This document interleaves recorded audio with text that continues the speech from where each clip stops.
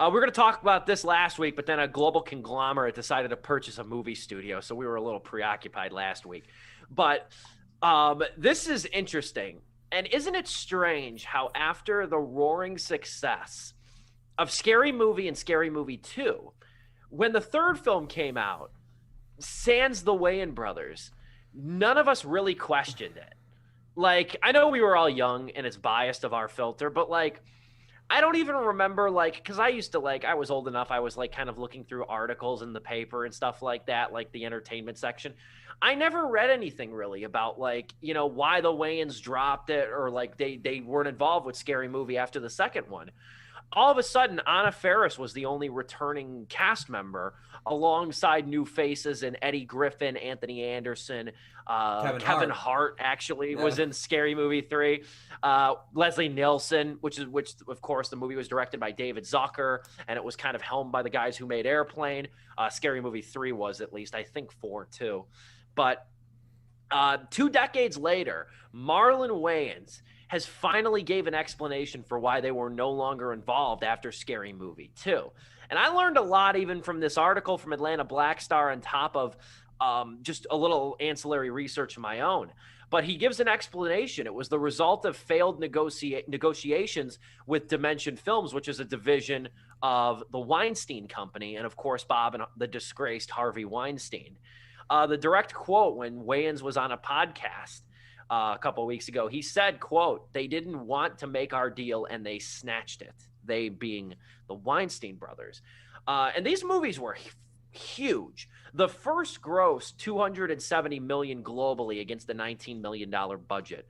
The second one grossed $141 million against a $45 million budget. Breaking news, guys. Scary Movie 2 costs almost $50 million. I don't know if you guys were as shocked to see that as I was. And I don't know your guys' relationship. I think Joe and I probably have a little bit of a similar one. I don't know your guys' relationship to these movies. Scary Movie 2 was one of my favorite movies growing up. I watched that movie about 7 years old. I was far, far too young to watch that movie. Shout out, Mom. But I loved it. I absolutely adored that movie. And it introduced me to a lot of like the art of parody and stuff. And it's actually kind of funny too, because Wayans touched on this in the interview about Scary Movie 2, and I read a little bit deeper into it, that Miramax greenlit the sequel after the first movie made so much money. The first movie came out in July of 2000, and the sequel came out not even a year later, in July of 2001. The film reportedly, Scary Movie 2, and Wayans more or less confirms this in the article or on the podcast, he says it faced a punishing production schedule. That movie was written, rewritten, cast, filmed, edited, and released in 9 months. Jesus Christ.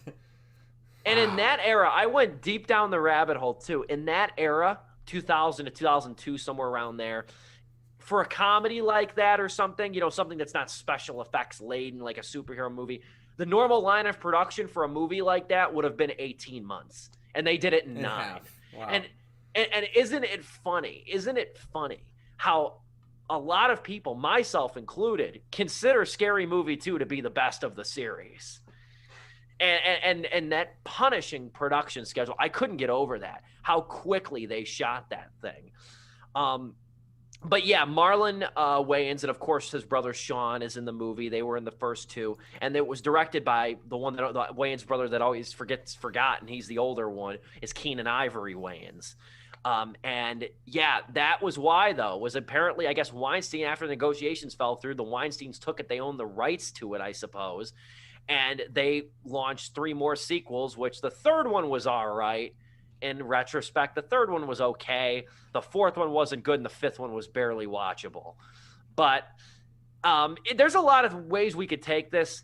But my first thing, and Joe and I chatted about this briefly, was that I don't know why Sean, Marlon, and Keenan didn't take legal action at the time, or try to fight. Maybe they did. I don't know.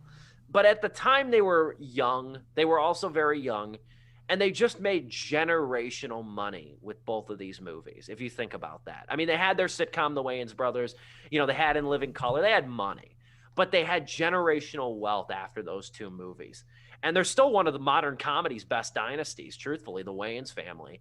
So that's the only mystery, though, is that why now? Why are you coming out now? Even when Weinstein was getting dragged by every woman and every person, why not come out then and try to get a slice of the pie before the brute's locked up? I actually appreciate that they did not jump in the fray during the height of the Me Too stuff, because, I mean, he got screwed over, but it's not necessarily like the compared to the trauma and the horribleness of what Weinstein's victims, the sexual victims were experiencing at the time. So if he came in with like, hey, I got screwed over on Scary Movie 2, and other women are like, dude, we had some stuff happen, just to very understatedly say that. But I'm glad he didn't jump in then. And hey, any chance to just remind the world that Harvey Weinstein is a piece of shit, then I'm down for that too. To be honest with you, since I'm not a big horror movie guy, A Quiet Place 2 is probably one of the scarier movies I've seen, and it's not even. I'll say it's not horror at all. It's more like a thriller, and especially the sequel is now kind of more action in that sense. Kind of Last of Us, I'm sure we'll mention, but yeah, but like Scary Movie 3 is actually the one that I remember the most, just because I'm a huge War of the Worlds fan. The Steven Spielberg one, and that's like. Oh, is that 4? Okay, never mind. And yeah, 4. And I think what was 3? 3 was Signs, right? Yeah. Signs. Yeah, that one too. Yeah. Just, if it's horror or world ending, I'm usually more sci-fi as opposed to straight horror. But yeah, dude, it's just one of those things where I assumed, oh, okay, I guess the Wayans they made their money and they're like, oh, we're good creatively. We'll move on to other things because we got other stuff to do. You drive this franchise into the ground. That's all good. I assume that's what that was like with so many other franchises, but Jesus, no, they got screwed over. And yeah, Steve, you bring up a good point. Why didn't they sue? Because they just made all this money.